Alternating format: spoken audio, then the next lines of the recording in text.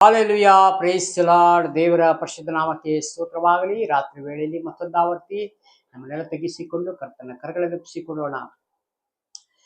ಒಂದು ವಾಕ್ಯ ಹೋಗೋಣಂತೆ. ಅದಕ್ಕಿಂತ ಮುಂಚೆ ಸ್ವಾಮಿ ದೇವರೇ, ಕರ್ತನೆ, ಈ ವಾಕ್ಯದೊಂದಿಗೆ ದೇವರೇ ನೀವು ಮಾತನಾಡ್ರಿಯಪ್ಪ ಸ್ವಾಮಿ. ಯೇಸು ಸ್ವಾಮಿ, ನಾವೆಲ್ಲ ಕೇಳುತ್ತೇವೆ ದೇವರೇ, ಸ್ತೋತ್ರ. ಏಕೆಂದ್ರೆ ಸ್ವಾಮಿ, ನಾವೆಲ್ಲ ಈ ಬೋಧನೆಗೆ ಒಳಗಾಗಿ ಸ್ವಾಮಿ ಜೀವಿಸ್ಬೇಕು ದೇವರೇ ಕರ್ತನೆ. ಅದಕ್ಕಾಗಿ ಸ್ವಾಮಿ ನಮ್ಮನ್ನ ಕರೆದಿರೋದು ದೇವರೇ, ಸ್ತೋತ್ರ. ಈ ಪ್ರಾರ್ಥನೆಯನ್ನು ನಿಮ್ಮ ಕರಗಳಲ್ಲಿಸ್ತೀನಿ ಸ್ವಾಮಿ. ಪವಿತ್ರಾತ್ಮರೇ, ನೀವು ಮಾತನಾಡ್ರಿ, ನಾವೆಲ್ಲ ಕೇಳ್ತೀವಿ. ಯೇಸು ಸ್ವಾಮಿ ಹೆಸರಲ್ಲಿ ಬೇಡಿಕೊಳ್ಳುತ್ತೇನೆ ತಂದೆ. ಒಂದು ವಾಕ್ಯ ಹೋಗೋಣ. ಮತ್ತಾಯನ ಬರೆದ ಸುವಾರ್ತೆ 22ನೇ ಅಧ್ಯಾಯ, ಅದರಲ್ಲಿ 15ನೇ ವಚನ ತೆಗೆದುಕೊಳ್ಳೋಣ. ಹೊರಟು ಆತನನ್ನು ಮಾತಿನಲ್ಲಿ ಹೇಗೆ ಸಿಕ್ಕಿಸುವ ಎಂದು ಕೂಡಿ ಆಲೋಚಿಸಿಕೊಂಡು ಆತನ ಬಳಿಗೆ ತಮ್ಮ ಶಿಷ್ಯರನ್ನು ಕರೆದುಕೊಂಡು ಹೆರೋದಿಯರ ಕೂಡ ಕಳುಹಿಸಿದರು. ಸಾಕು. ಹೀಗೆ ಇಲ್ಲಿ ಏನು ಅಂದ್ರೆ, ಪರಿಸಾಯರು ಈ ಹೊಸ ಒಡಂಬಡಿಕೆಯಲ್ಲಿ ನೋಡುವಾಗ ಪರಿಸಾಯರು ಯೇಸು ಸ್ವಾಮಿಯನ್ನ ಹೇಗೆ ಸಿಕ್ಕಿಸಬೇಕು, ನಾವು ಯಾವುದರಲ್ಲಿ ಸಿಕ್ಕಿಸೋಣ ಅಂತ ಹೇಳಿ ಒಂದು ವಂಚು ಹಾಕಿ ಕೂತಿರುವಂಥದ್ದು ಇಲ್ಲಿ ನಾವು ನೋಡ್ತೇವೆ. ಅದೇ ರೀತಿಯಾಗಿ ಈ ಭೂಮಿ ಮೇಲೆ ದೇವರಿಗಾಗಿ ಬದುಕುವಂತ ಒಬ್ಬ ಮನುಷ್ಯ, ಅಂದ್ರೆ ನೀತಿಗೆ ಹಸಿದು ಬಾಯಾರಿದಂಥವರು ಧನ್ಯರು ಅಂತ ವಾಕ್ಯ ಹೇಳ್ತದೆ. ಈಗ ದೇವರಲ್ಲಿ ನಂಬಿಕೊಂಡು ಜೀವಿಸುವಂತವರಿಗೆ ಯಾವುದಾದರೂ ಒಂದು ರೀತಿ ಶಿಕ್ಷೋಣ, ಅವನಿಗೆ ಅಪಜಯಕ್ಕೆ ಒಳಪಡಿಸೋಣ, ಅವನಿಗೆ ಗೌರವವನ್ನು ಕಡಿಮೆ ಮಾಡೋಣ. ಹಾಲೆಲೂಯಾ. ಇದು ಭೂಮಿ ಯೋಚನೆ ಮಾಡುತ್ತೆ, ಆದ್ರೆ ಪರಲೋಕ ಯೋಚನೆನೇ ಬೇರೆ ಇದೆ. ಹಾಲೆಲೂಯಾ. ಇಲ್ಲಿ ಕೆಳಗೆ ಹೇಳ್ತದೆ ಏನಂದ್ರೆ, ಪರಿಸಾಯರು ಹೊರಟು ಆತನ ಮಾತಿನಲ್ಲಿ ಹೇಗೆ ಸಿಕ್ಕಿಸುವುದೆಂದು ಕೂಡಿ ಆಲೋಚಿಸಿಕೊಂಡು ಆತನ ಬಳಿಗೆ ತಮ್ಮ ಶಿಷ್ಯರನ್ನು ಹೆರೋದಿಯರು ಕೂಡ ಕಳಿಸಿದರು, ಯೇಸು ಸ್ವಾಮಿನ ಚುಚ್ಚಿ ಮಾತನಾಡ್ಲಿಕ್ಕೆ. ಇವರು ಬಂದು ಭೂಮಿ ಮೇಲೆ ಅನೇಕ ಮಹತ್ ಕಾರ್ಯಗಳು ಮಾಡ್ತಾನಲ್ಲ, ಇವನು ಯಾರು ಇರಬಹುದು? ನಮಗೆ ಗೌರವ ಕಡಿಮೆ ಆಗ್ತದಲ್ಲ, ಈತನು ಬಂದ್ರೆ ನಮ್ಗೆ ಗೌರವ ಕಡಿಮೆ ಆಗ್ತದಲ್ಲ ಅಂತ ಅವ್ರ ಗೌರವ ಹೆಚ್ಚಿಸಿಕೊಳ್ಳೋದಕ್ಕೆ. ಹಾಲೆಲೂಯಾ. ಈಗ ಅದ್ಭುತ ಕಾರ್ಯ, ಮಹತ್ ಕಾರ್ಯವನ್ನು ಮಾಡುವಂತ ಒಬ್ಬ ವ್ಯಕ್ತಿ ಬಂದ ಅಂದ್ರೆ ಮಧ್ಯದಲ್ಲಿ ಬಾಕಿ ಇರೋರೆಲ್ಲ ನಮ್ಮನ್ನ ಸೈಡ್ಗೆ ಹಾಕ್ತಾರೆ, ನಮ್ಗೆ ಗೌರವ ಇಲ್ಲ. ಈ ಪರಿಸಾಯರು ಅದೇ ರೀತಿಯಾಗಿ ಯೋಚನೆ ಮಾಡುವಂತ ಜನ ಆಗಿದ್ದಾರೆ. ಇವರು ಬಂದು, ಗುರುವೇ ನೀನು ಸತ್ಯವಂತನು, ನೋಡ್ರಿ ಹೇಗೆ ಮಾತನಾಡ್ತಾರೆ ಅಂತ. ಗುರುವೇ ನೀನು ಸತ್ಯವಂತನು, ದೇವರ ಮಾರ್ಗವನ್ನು ಸತ್ಯವಾಗಿ ಬೋಧಿಸುವನು, ಯಾರಿಗೆ ಹೆದರದವನು. ಹಾಲೆಲೂಯಾ. ಯಾರಿಗೂ ಹೆದರದವನು, ಈ ಸತ್ಯವಾಕ್ಯವನ್ನು ನಿಮಗೆ ಸಾರುವಂತವನು. ಮನುಷ್ಯನೇ, ನೀನು ಎಷ್ಟು ಮಾತ್ರದವನು, ಮಾನವನ ಯಾಕೆ ನೆಚ್ಚುತ್ತಿ? ಪರಲೋಕ ದರ್ಶನ ಇಟ್ಕೊಂಡು ನೀನು ಪ್ರಸಂಗ ಮಾಡು. ಹಾಲೆಲೂಯಾ. ಯಾಕೆ ಹೆದರ್ತಿ? ನೀನು ಎಲ್ಲಿಗೆ ಹೋಗ್ತಾ ಇರೋದು? ಪರಲೋಕ ರಾಜ್ಯವನ್ನು ಹುಡುಕಿಕೊಂಡು ಹೋಗುವಂತವನಿಗೆ, ಮನುಷ್ಯನಿಗೆ ಎಷ್ಟು ಮಾತ್ರದವನೋ, ಇವನಿಗೆ ನೀನು ಯಾಕೆ ಹೆದರಬೇಕು? ಹಾಲೆಲೂಯಾ. ಹಾಗೆ ಬೋಧಿಸುವರು, ಯಾರಿಗೂ ಹೆದರದವನು, ನೀನು ಜನರ ಮುಖದಿಚ್ಛೆಗೆ ಮಾತನಾಡದವನು ಅಲ್ಲ ಎಂದು ಬಲ್ಲೆವು. ಇವತ್ತೇನಾಗಿದೆ, ಸ್ವಲ್ಪ ಜಾಸ್ತಿ ನಿನ್ನ ಹತ್ರ ಸ್ನೇಹ ಇದು ಬಿಟ್ರೆ ನಿನಗೆ ಮ್ಯಾಚ್ ಮಾಡಿಕೊಂಡು ನಿನಗೆ ಸಂತೋಷ ಪಡುವಂತ ಒಂದು ವಾಕ್ಯ. ಹಾಲೆಲೂಯಾ. ನೀನು ನನಗೆ ಹಿಂದುಗಡೆಯಿಂದ ಕತ್ತಿ ಮಸಿದಾದ್ರೆ ನಿನಗೊಂದು ವಾಕ್ಯ. ದೇವ್ರು ಹೇಳ್ತಾನೆ, ನೀನ್ ನನ್ನ ಹತ್ರ ಸರಿ ಇಲ್ಲ ಅಂತಂದ್ರೆ ಬಾ, ನಿನಗೆ ಮಾಡ್ತೀನಿ, ಸಾಯಂಕಾಲ ಬಾ, ನಿನಗೆ ಐತೆ, ಹುಡುಕಿಟ್ಟಿರ್ತೀನಿ ನಿನಗೆ ವಚನವನ್ನ. ಪಕ್ಷಪಾತಿ ದೇವರಲ್ಲಿ ಇಲ್ಲ ಪ್ರಿಯನೇ. ಎಲ್ಲರಿಗೂ ನೀತಿವಂತನಾದ ದೇವರು ನ್ಯಾಯವನ್ನು ಬೋಧಿಸುವನು, ಅನ್ಯಾಯಕ್ಕೆ ಓರೆಯಾಗಿ ಹೋಗುವಂತ ದೇವರಾಗಿದ್ದಾರೆ. ಹಾಲೆಲೂಯಾ. ಅದಕ್ಕೆ ಪ್ರೀತಿ, ಸತ್ಯತೆ, ಕನಿಕರೆ, ದಯೆಯನ್ನು ನಾನು ಗೌರವಿಸ್ತೇನೆ. ನನ್ನನ್ನು ನೀವು ಹುಡುಕಿಕೊಂಡು ಬಂದ್ರೆ ನಾನು ಎಂದಿಗೂ ಆಶಾಭಂಗ ಪಡಿಸುವುದಿಲ್ಲ, ನಿಮ್ಮನ್ನ ಕೈ ಬಿಡುವುದಿಲ್ಲ, ನಿಮ್ಮನ್ನ ತೊರೆಯುವುದಿಲ್ಲ, ನಿಮ್ಮನ್ನ ಅನಾಥನಾಗಿ ಬಿಡುವುದಿಲ್ಲ. ಹಾಲೆಲೂಯಾ. ಒಂದು ವೇಳೆ ಹೆತ್ತ ತಾಯಿ ನಿನ್ನ ಮರ್ತಾಳೋ, ನಾನ್ ನಿನ್ನ ಮರೆಯಲ್ಲ. ಇದು ಯೇಸು ಸ್ವಾಮಿ ಹೇಳುವಂತ ಮಾತಾಗಿದೆ. ಬಹಳ ಜನಕ್ಕೆ ಯೇಸು ಸ್ವಾಮಿ ಕಂಡ್ರೆ ಆಗಲ್ಲ. ಯಾಕಂದ್ರೆ ಯೇಸು ಸ್ವಾಮಿದು ಒಂದು ಕಟ್ಟಳೆ ಇದೆ, ಒಂದು ಚೌಕಟ್ಟಿದೆ, ಒಂದು ಕಾನೂನಿದೆ. ಅದ್ರ ಪ್ರಕಾರ ಜೀವಿಸಬೇಕು ಅಂತಂದ್ರೆ ಸ್ವಲ್ಪ ಕಷ್ಟಕರವಾದ ವಿಷಯಗಳೇ. ಆದರೆ ಒಳಗೆ ಬಂದ ಮೇಲೆ ನಿನ್ನ ಗೌರವ ಹೆಚ್ಚಿಸ್ತದೆ, ನಿನ್ನ ಆರೋಗ್ಯ ಹೆಚ್ಚಿಸ್ತದೆ, ನಿನ್ನ ಬಲ ಹೆಚ್ಚಿಸ್ತದೆ. ನಿನ್ನನ್ನ ಯಾರು ನಿನ್ನ ಅಸಡ್ಡೆ ಮಾಡುವಂತವರು ನಿನ್ನ ಮುಂದೆ ಬಂದು ಎದುರುಗಡೆ ನಿಲ್ಲಕ್ಕೂ ಅವರಿಗೆ ಆಗುವುದಿಲ್ಲ. ಅದನ್ನ ಮಾಡ್ತಾರೆ, ಅದನ್ನ ದೇವರು ಮಾಡ್ತಾರೆ. ನನ್ನ ಕುಟುಂಬದಲ್ಲಿ ಇವತ್ತು ನಡೀತಾ ಇದೆ. ಹಲ್ಲೆಲೂಯಾ.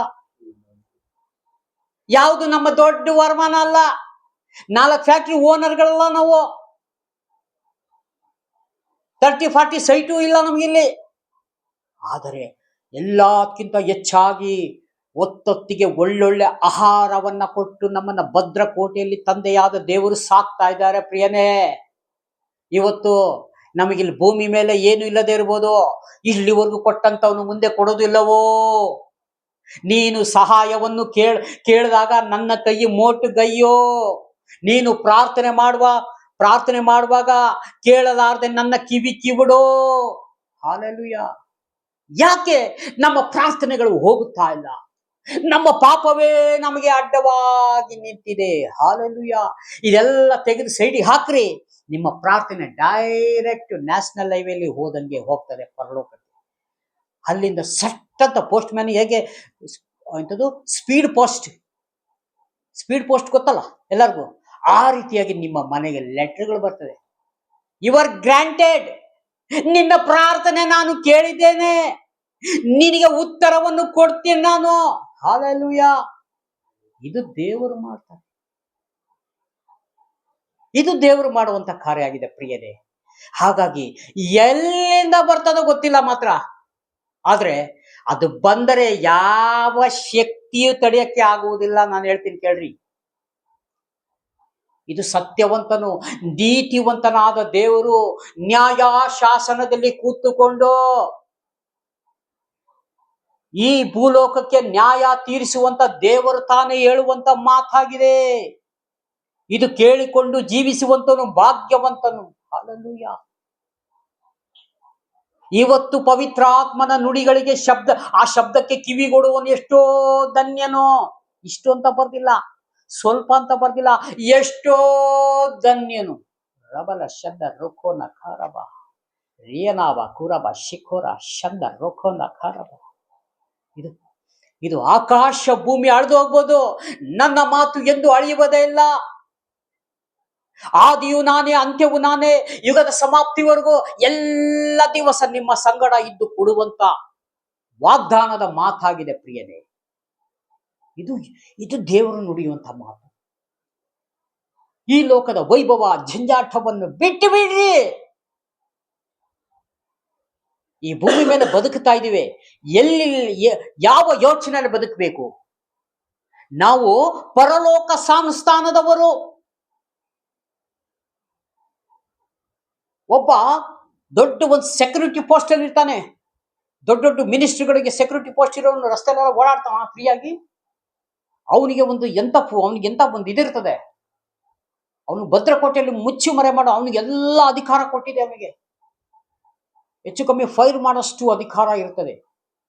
ಅಂದ್ರೆ ಅರ್ಥ, ಈ ಭೂಮಿ ಮೇಲೆ ಬದುಕಿದ್ದಾನ ಅವನುವೆ.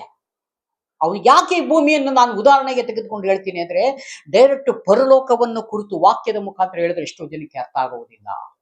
ಈ ಲೋಕವನ್ನ ಕುರಿತುಕೊಂಡು ಒಂದು ಉದಾಹರಣೆಯನ್ನು ತೆಗೆದುಕೊಂಡು ಹೇಳುವಾಗ ಕ್ಲೀನ್ ಆಗಿ ಅರ್ಥ ಆಗ್ತದೆ. ಒಬ್ಬ ಸೆಕ್ಯೂರಿಟಿ ಇವತ್ತು ಇದ್ದು ನಾಳೆ ಅಳೆದು ಹೋಗುವಂತವನು, ಅವನಿಗೆ ಇಷ್ಟು ಪೋಸ್ಟ್, ಅಷ್ಟು ಸೆಕ್ಯೂರಿಟಿ. ಮೋದಿ ಸಾಹೇಬರಿಗೆ ಎಷ್ಟು ಸೆಕ್ಯೂರಿಟಿ ಇದೆ ನೀವು ಯೋಚನೆ ಮಾಡಿದ್ರಿ?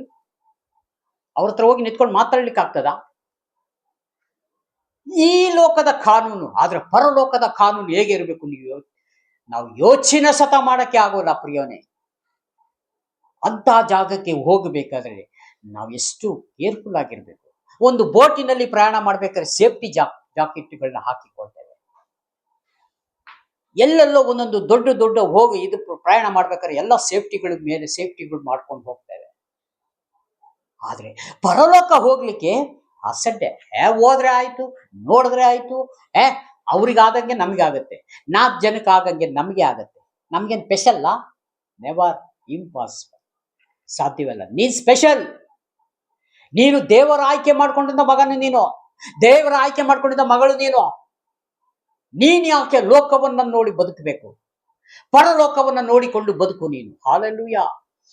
ಇದು ದೇವರು ನಿಮಗೆ ಹೇಳುವಂತ ಮಾತಾಗಿದೆ. ಅದಕ್ಕೆ ಮುಖದಿಚ್ಛೆಯನ್ನು ಮಾತಾಡುವುದು ಎಂದು ಬಲ್ಲೆವು. ಹೀಗಿರಲಾಗಿ ಕೈಸರನಿಗೆ ತೆರಿಗೆ ಹಣ ಕೊಡುವುದು ಸರಿ ಇಲ್ಲವೋ? ನಿಮಗೆ ಹೇಗೆ ತೋರುತ್ತದೆ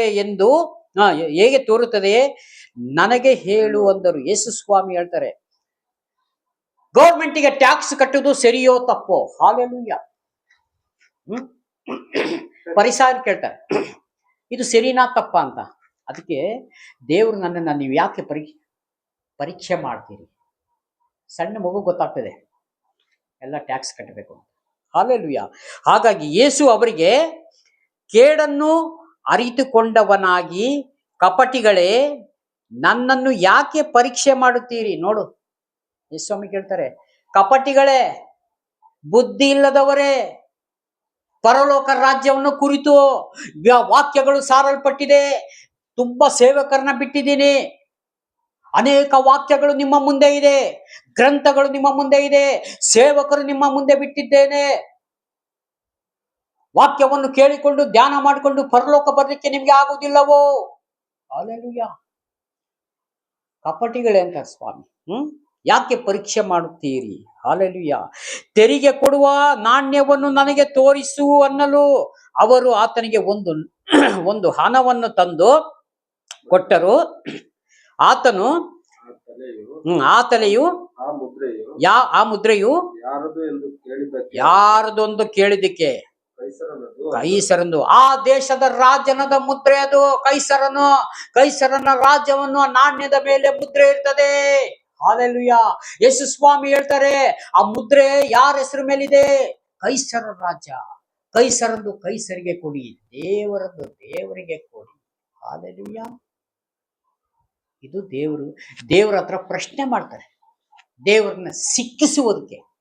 ಅಯ್ಯೋ ಮನುಷ್ಯನೇ, 6 ಅಡಿ ಹತ್ರ ಇಟ್ಕೊಂಡು ಎಷ್ಟು ಮಾತಾಡ್ತೀಯ ನೀನು? ಒಂದು ಮಾತಿನ ಮೇಲೆ ಆಕಾಶ ಭೂಮಿಯನ್ನು ನಾನು ಉಂಟು ಮಾಡಿದ್ದೇನೆ, ನಾನು ಯಾರು ಅಂತ ನಿನಗೆ ಗೊತ್ತಿಲ್ವೋ?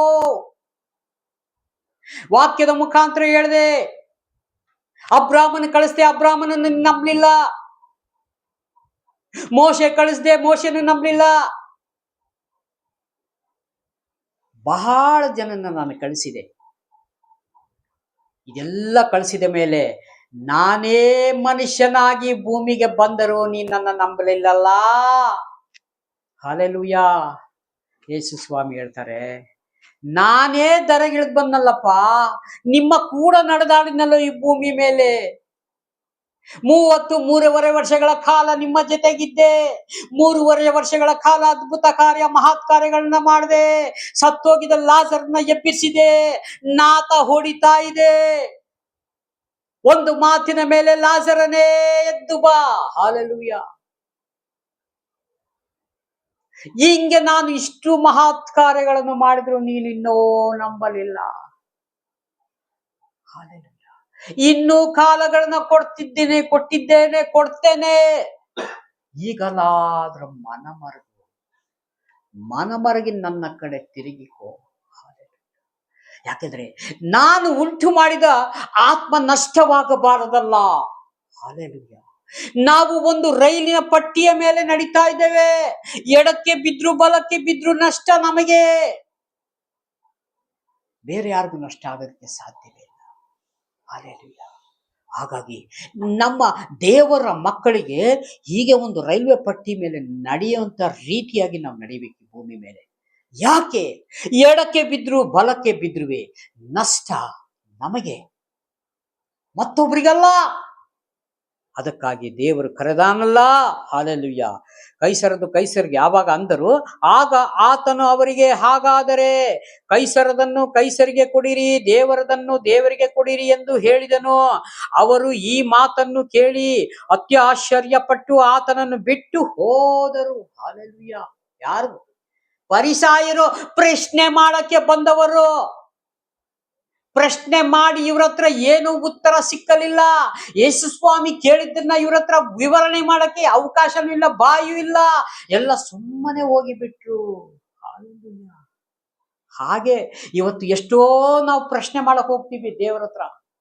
ನಮ್ಮ ಆಟ ಏನೂ ನಡೆಯಲ್ಲ ಪ್ರಿಯನೇ. ಯಾವಾಗ ನಡೀತದೆ ಅಂದ್ರೆ ಅದನ್ನು ಹೇಳ್ತೀನಿ ಕೇಳ್ರಿ. ನೀವು ಯಾವಾಗ ಮಣ್ಕಾಲಿಗೆ ಕೆಲಸ ಕೊಟ್ಟು ದೇವರೇ ನನ್ನನ್ನ ಕ್ಷಮಿಸಪ್ಪ, ನಿನ್ನ ಮಗನಾಗಿ ನಿನ್ನ ಮಗಳಾಗಿ ನನ್ನನ್ನು ಸ್ವೀಕಾರ ಮಾಡಿಕೋ ಸ್ವಾಮಿ, ನನ್ನನ್ನು ನನ್ನ ಕುಟುಂಬವನ್ನು ಕೈ ಬಿಡಬೇಡ ತಂದೆ, ನೀನು ಕರೆದಿದ್ಯಪ್ಪ, ನಿನ್ನ ರಾಜ್ಯದಲ್ಲಿ ನಮಗೆ ಸ್ಥಳವನ್ನು ಇದೆಯಲ್ಲಪ್ಪ, ಅದಕ್ಕಾಗಿ ನೀನು ಕರೆದಿದ್ಯಾ ಸ್ವಾಮಿ. ನಾನು ಕೊಟ್ಟಿರೋ ನನಗೆ ಅಲ್ಪ ಆಯುಷ್ ಕಾಲ ದೇವ್ರೆ, ನಿನ್ನ ಮಹಿಮೆಗಾಗಿ ನಾನು ಜೀವಿಸ್ತೇನೆ ಎಂಬುದಾಗಿ ನಾನು ಹೇಳಿದ 25 ವರ್ಷಗಳ ಹಿಂದೆ ನೀವು ಯಾರಾದ್ರೂ ಹೇಳುವುದಾದ್ರೆ, ನನಗೆ ಮಾಡಿದ ಅದ್ಭುತ ಕಾರ್ಯಗಳು, ನನಗೆ ಮಾಡಿದ ಮಹತ್ ಕಾರ್ಯಗಳು, ನನಗೆ ಮಾಡಿದ ಉಪಕಾರಗಳು, ನನ್ನ ಕುಟುಂಬಕ್ಕೆ ಮಾಡಿದ ಉಪಕಾರಗಳನ್ನು ನಿಮಗೂ ಮಾಡ್ತಾರೆ. ಹಾಲೆಲೂಯ. ಇದು ಸೇನಾಧೀಶ್ವರನಾದ ಯೆಹೋವನ ನುಡಿಯಾಗಿದೆ. ಒಂದು ವೇಳೆ ಭೂಮಿ ಆಕಾಶ ಅಳೆದೋಗ್ಬೋದು, ನನ್ನ ಮಾತೆಂದು ಅಳಿಯುವುದೇ ಇಲ್ಲ. ರವಲ ಚಂದ ರೋಕೋನ. ಇದು ದೇವರು ಹೇಳುತ್ತ ಮಾತು. ಇದನ್ನು ಯಾರು ಬಿಗಿಯಾಗಿ ಇಟ್ಕೊಳ್ತೀರೋ, ನೀವು ಖಂಡಿತವಾಗಿ ನಾನು ಹೇಳ್ತೀನಲ್ಲ ಒಂದು ಮಾತು ನಿಮ್ಮಿಬ್ಬರಿಗೆ ಇವತ್ತು ದೇವರಾತ್ಮನ ಪ್ರೇರಣೆ ಹೇಳ್ತಾ ಇದ್ದೀನಿ, ನೀವು ಬಿಗಿಯಾಗಿ ಯೇಸು ಸ್ವಾಮಿನ ಇಟ್ಕೊಳ್ರಿ. ನಿಮ್ಮ ಸ್ಥಿತಿಗತಿ ಎಲ್ಲ ಕಾಂಪ್ಲೆಕ್ಟ್ ಚೇಂಜಸ್. ನೀ ಎಷ್ಟೇ ಪ್ರಾಯ ಆಗಿರ್ಲಿ, ದೇವರಿಗೆ ಅದು ದೊಡ್ಡ ವಿಷಯ ಅಲ್ಲ. ಅದು ನಿನಗೆ ಕೊಟ್ಟಿರೋ ಆಯುಷ್ ಕಾಲದಲ್ಲಿ ಹೆಚ್ಚು ಕಮ್ಮಿ 35-40 ವರ್ಷ ಬಲ ದೇವ್ರು ಕೊಟ್ಟು ಬಿಡ್ತಾರೆ ನಿಮಗೆ. ಇದು ಖಂಡಿತ, ಇದು ಸತ್ಯವಾದ ಮಾತು. ಸಂಸೋನನಿಗೆ ಎಂತ ದೇವ್ರು ಎಂತ ಬಲ ಕೊಟ್ಟಿದ್ದಾರೆ, ಎಂತ ಶಕ್ತಿ ಬಲ. ಆ ದೇಶದ ಎಂತ ಅರಮನೆಯ ದ್ವಾರ ಬಾಗಿಲಲ್ಲಿ ಆ ಬಾಗಿಲನ್ನ ಮುರಿದು ಆ 2 ಆಗುಳಿಗಳನ್ನ ಎತ್ತುಕೊಂಡು ತೆಗೆದುಕೊಂಡು ಹೋಗೋಣ. ಅಂತ ಬಲಶಾಲಿ. ನ್ಯಾಯಸ್ಥಾಪಕರ ಪುಸ್ತಕ ಓದಿದ್ರೆ ನಿಮ್ಗೆ ಗೊತ್ತಾಗ್ತದೆ. ಹಲ್ಲೆಲೂಯಾ. ಅಂತ ಮಹತ್ ಕಾರ್ಯ ಮಾಡಿದಂತ ದೇವರು. ದಾವೀದನು ಗೋಲಿಯಾತನನ್ನ ಹೇಗೆ, ಗೋಲಿಯಾತ ಎಂತ ಮನುಷ್ಯ, ಎಂತ ವ್ಯಕ್ತಿ. ಅವನ ಒಂದು ರಟ್ಟೆ, ಕೈ ರಟ್ಟೆ ಇದೆಯಲ್ಲ, ದಾವೀದ ಇಲ್ಲ, ಇಷ್ಟಿದ್ದಾನೆ ದಾವೀದ ಕುಳ್ಳಕ್ಕೆ. ಅಂತವನು ಬರೀ ಒಂದು ಸಣ್ಣ ಒಂದು ಕಲ್ಲೊಳಗೆ, ಚಾಟ್ರಿಬಿಲ್ ಕಲ್ಲೊಳಗೆ ಹಿಂಗಂದು ಹೊಡೆದ ತಕ್ಷಣ ಗೋಲಿಯಾತ ಬಿದ್ದ. ಅವನಿಗೆ ಗೋಲಿಯಾತನನ್ನು ಸೋಲಿಸಲಿಕ್ಕೆ ಯಾರ ಕೈಯಲ್ಲೂ ಸಾಧ್ಯ ಇರಲಿಲ್ಲ. ಆದ್ರೆ ದಾವೀದನ ಮುಖಾಂತರ ದೇವರು ಕಾರ್ಯ ಮಾಡಿದರು. ದಾವೀದನೇ, ನೀನು ಮುಂದೆ ಹೋಗು, ನಾನು ನಿನ್ನ ಜೊತೆಗೆ ಇರ್ತೇನೆ, ಮುಗೀತು ಅಷ್ಟೇ. ಇವತ್ತು ಮೋಶೆಗೆ ದೇವರು ಆ 30 ಲಕ್ಷ ಜನ 40 ವರ್ಷಕ್ಕೆ ಕರ್ಕೊಂಡು ಹೋಗ್ಬೇಕಾರೆ ಅವನು ಕೇಳ್ಕೊಂಡ, ಸ್ವಾಮಿ 50 ಜನ ಇರೋ ಚರ್ಚಲ್ಲೇ 100 ಜನ ಇರೋ ಚರ್ಚಲ್ಲೇ ವಿಶ್ವಾಸಿಗಳನ್ನ ನಡ್ಸಕ್ ಆಗಲ್ಲ. ಹೆಂಗೆ ನಾನು 30 ಲಕ್ಷ ಜನ 40 ಲಕ್ಷ ಜನ ಹೆಂಗೆ ಕರ್ಕೊಂಡು ಬರ್ಲಿ? ಅದಕ್ಕೆ ದೇವ್ರು ಹೇಳ್ತಾರೆ, ಮೋಶೆ ನಿನ್ನ ಕೈಯಲ್ಲಿ ಆಗದು, ನಿನ್ನ ಕೈಯಲ್ಲಿ ಆಗಲ್ಲ ನನಗೆ ಗೊತ್ತು. ಆದ್ರೆ ನನ್ನ ಶಕ್ತಿ, ನನ್ನ ಬಲ ನಿನ್ನ ಜೊತೆಯಲ್ಲಿರುವಾಗ ಹೋಗು ನೀನು. ನೀವ್ ಎಲ್ಲಿ ಹೋಗೋದಾದ್ರೂ ದೇವರನ್ನ ನಿಮ್ಮ ಮುಂದೆ ಇಟ್ಕೊಂಡು ಹೋಗೋದಾದ್ರೆ ಎಲ್ಲವನ್ನು ಜಯವನ್ನು ಕಾಣ್ತೀರಿ ಪ್ರಿಯರೇ. ಅದಕ್ಕಾಗಿ ದೇವರು ಕರೆದಾನಲ್ಲ, ಮತ್ತಾದಕ್ಕೂ ಅಲ್ಲ. ಹಾಗಾಗಿ ಈ ದೇವರಾತ್ಮನು ಕೊಟ್ಟಂತ ಈ ವಾಕ್ಯ ಸಂದೇಶಕ್ಕಾಗಿ ಇವತ್ತು ಇದು ಮುಕ್ತಾಯ ಮಾಡೋಣ. ಚಿಕ್ಕ ಪ್ರಾರ್ಥನೆ ಮಾಡಿ ನಾವು ದೇವರನ್ನ ಮಹಿಮೆ ಪಡಿಸಿಕೊಳ್ಳೋಣ. ಎಲ್ಲ ಕಣ್ಮುಚ್ಚಿ ಪ್ರಾರ್ಥನೆ ಮಾಡೋಣ. ಪ್ರೀತಿ ಸ್ವರೂಪನಾದ ದೇವರೇ, ರಾಜಾದಿರಾಜನೇ ಯೇಸು ಸ್ವಾಮಿ, ನಿಮಗೆ ಮಹಿಮೆಯಾಗಲಿ ರಾಜಾವೇ.